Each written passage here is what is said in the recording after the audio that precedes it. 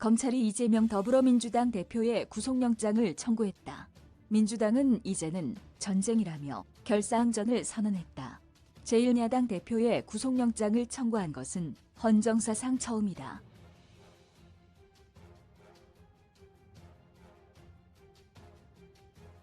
박승환 서울중앙지검 공보담당관이 16일 오전 미디어오늘에 전한 서울중앙지방검찰청 알림을 보면 서울중앙지검 반부패 수사 1부 및 반부패 수사 3부는 16일 피의자 이재명에 대하여 특경법 위반, 특가법 위반, 이해충돌방지법 위반, 구부패방지법 위반 및 범죄수익은닉규제법 위반 혐의로 사전 구속영장을 청구하였다고 밝혔다.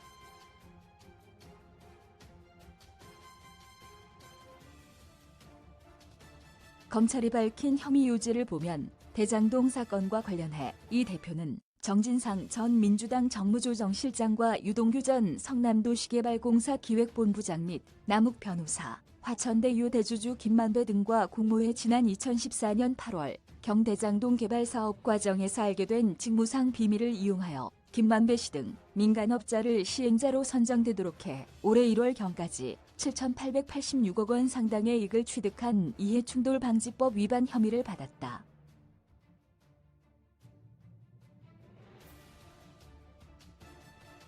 이 밖에도 검찰은 이 대표가 정진상 전 실장, 유동규 전 본부장 남욱 변호사, 김만배 씨 등과 공모해 대장동 개발 사업을 진행하면서 업무상 임무를 위배하여 피해자 성남도시개발공사가 적정 배당이익에 현저히 미치지 못하는 확정이익 1,830억 원만을 배당받도록 해 4,895억 원 상당의 이익을 취득하고 성남도시개발공사에 같은 금액 상당의 손해를 가했다며 특정경제범죄처벌법 상배임 혐의를 적용했다.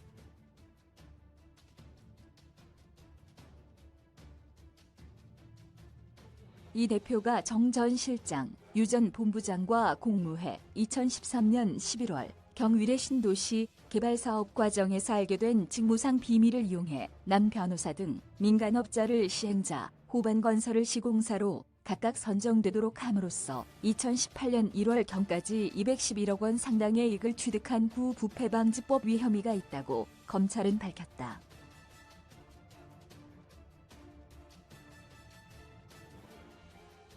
성남FC 제3자 뇌물 사건과 관련해 검찰은 이 대표가 정 전 실장 등과 공모하여 2014년 10월경 성남시 소유 부지 매각 대가로 네이버로 하여금 성남FC의 운영자금 50억 원을 공여하도록 요구하고 2015년 6월부터 2016년 9월경 건축 인허가 등 대가로 합계 40억 원을 성남FC에 공여하게 한 것을 비롯해 성남시 소유 부지 매각, 각종 인허가 관련 부정한 청탁을 받고 네이버 두산건설 차병원 푸른이래가 성남FC에 합계 133억 5천만 원의 뇌물을 공여하게 하거나 요구했다고 밝혔다.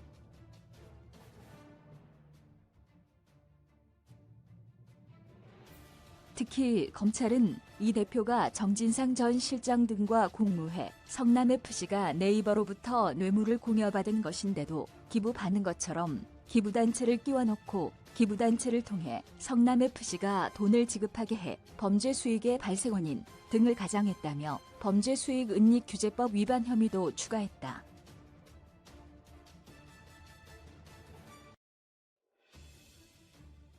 이에 민주당은 이제부터 전쟁이라며 국민과 함께 싸워나가겠다고 밝혔다. 박홍근 더불어민주당 원내대표는 16일 오전 정책조정회의 마무리 발언을 통해 참으로 개탄스럽다며 오늘 청구 요지를 보면 전혀 새로울 게 없는 내용으로 야당 대표를 정적으로 제거하려고 하는 목적에 충실한 정권 하수인으로밖에 볼 수 없다고 비판했다.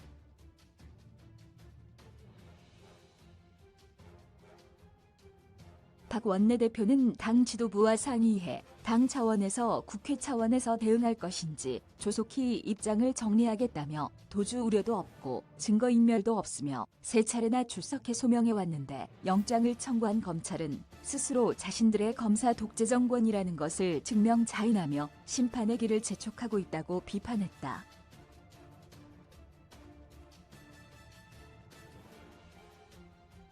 그는 의원들과 당원, 국민과 함께 상식의 입장에서 싸워나가겠다고 강조했다.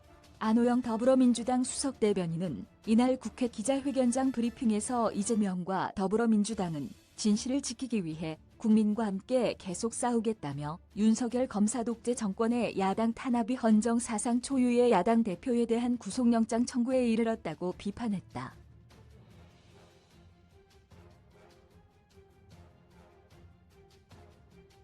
안 수석 대변인은 야당을 무력화하고 대통령의 정적을 제거하려는 전대미문의 폭거라며 군사정권도 하지 못했던 일을 서슴지 않고 자행하는 윤석열 검찰의 만행에 분노한다고 성토했다.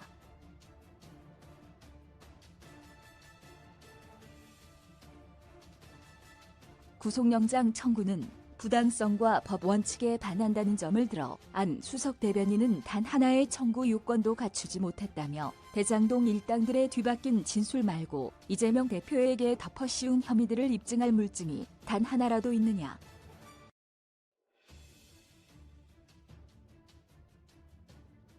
범죄인의 바뀐 진술만 있을 뿐 물증은 하나도 없다고 비판했다. 증거인멸 우려를 두고 안 수석 대변인은 제1야당 대표에게 도주 우려가 어디 있고 용의자라며 주변 사람들을 모두 잡아가 놓고 증거인멸이 웬 말이냐며 수사를 피한 적 없고 증거를 인멸하지도 도주의 우려도 없다.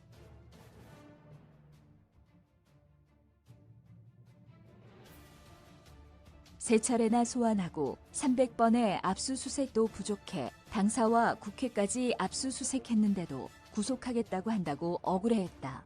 안 수석 대변인은 예견된 일이라며 이재명 대표를 범죄자로 예단하고 시작한 수사였고 이재명 대표를 기소하지 않고는 끝나지 않을 수사였다.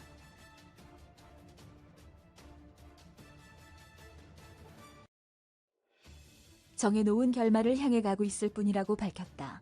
안 수석 대변인은 정성호 의원의 접견 내용을 왜곡해 입단속을 위한 회의로 포장하는 비열한 언론 플레이마저 서슴지 않았다면서 그 끝에 제1야당 대표에 대한 구속영장 청구가 있고 기소가 있을 것이 결코 놀랍지 않는다고 밝혔다.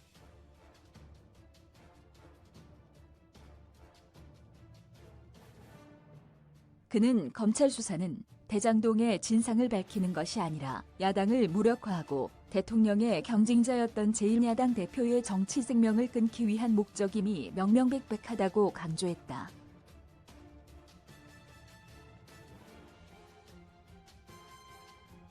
안 수석 대변인은 이제부터 윤석열 검찰과의 전쟁이라며 이재명 대표와 더불어민주당은 결코 무릎 꿇지 않겠다고 선언했다. 그는 윤석열 검찰의 야당 탄압에 맞서 싸우겠다며 일치단결하여 오직 진실과 정의를 지키기 위해 국민과 함께 싸워나갈 것을 다짐한다고 밝혔다.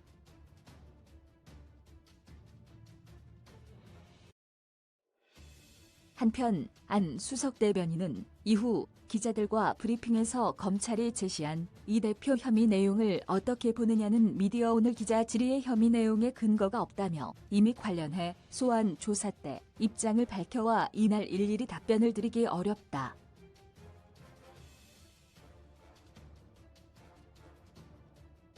실체적 사안은 이미 이 대표가 성남FC 대장동 관련 입장을 밝혔으니 참조해달라고 밝혔다.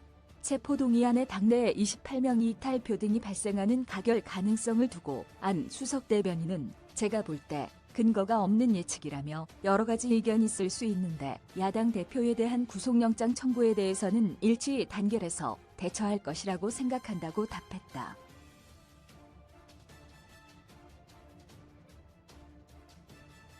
당론으로 할 계획이 있느냐는 질의에 안 수석 대변인은 그건 얘기해봐야 한다고 답했다.